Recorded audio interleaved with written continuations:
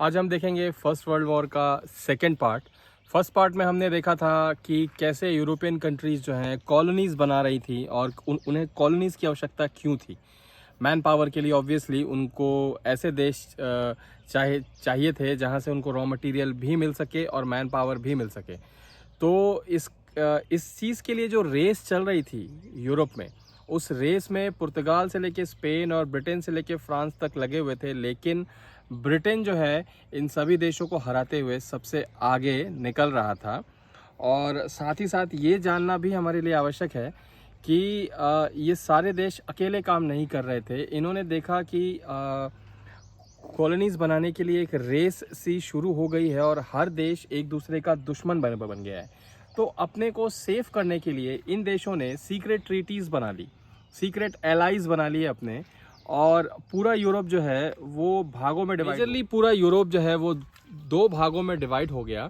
और एक भाग जो ऐसा था जो इस रेस में आगे था, जिसने शुरुआत पहले की थी। दूसरा भाग ऐसा था जिसने रेस बाद में शुरू करी और ऑब्वियसली वो पीछे छूट गया। जो सेकंड जो पार्ट था या जो सेकंड डिवीजन था, इसको लीड कर रहा था जर्मनी और ऑस्ट्रिया हंगरी उस समय एक ही देश था, उनका डिवीजन जो है उस समय नहीं हुआ था।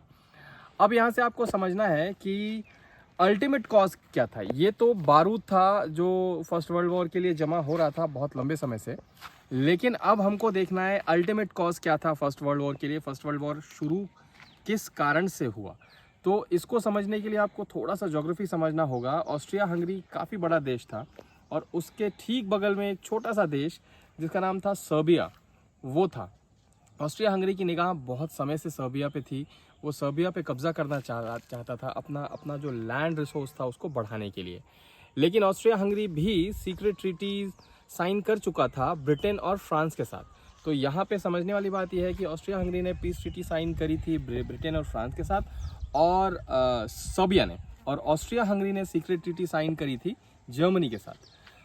तो ऑस्ट्रिया हंगरी बहुत समय से चाहता था कि सर्बिया पे कब्जा करे, लेकिन सर्बिया अपने आप को बचा रहा था ब्रिटेन और फ्रांस के दम पे। एक ऐसी घटना होती है इस बीच जो इन सारे समीकरणों को बदलते हुए सारा पूरा का पूरा माहौल को जो है बदल देती है। क्या हुआ ये कि ऑस्ट्रिया हंगरी के जो किंग थे, आर्कड्यूक, वो अपनी पत्नी सोफी के साथ सर्बिया के दौरे पे गए। ये दौरा ऐसा था कि वहाँ के जो नेता थे उनसे बैठ के, उनसे बात करके, सर्बिया में ज़्यादातर लोग जो हैं वो ऑस्ट्रिया के थे, तो वो चाहते थे कि ये दोनों देश मिल जाएं। तो इसका डिप्लोमेटिक रास्ता निकालते हुए वो बात करना चाहते थे वहाँ के शासकों से। लेकिन कुछ लोग देश में ऐसे होते हैं, सभी देश में, जिनको कहा जाता है अल्ट्रा नेशनलिस्ट। जी हाँ, ये वो लोग होते हैं जिनको देशभक्ति या देश से ऊपर ज़्यादा कुछ दिखता नहीं, और ये इतना ज़्यादा देश के संबंध में सोचने लगते हैं कि वो उस देश का नुकसान कर बैठते हैं। कैसे? ऐसा ही हुआ सर्बिया के एक अल्ट्रा नेशनलिस्ट कम एज के इंसान से ने जो किया वहाँ पे।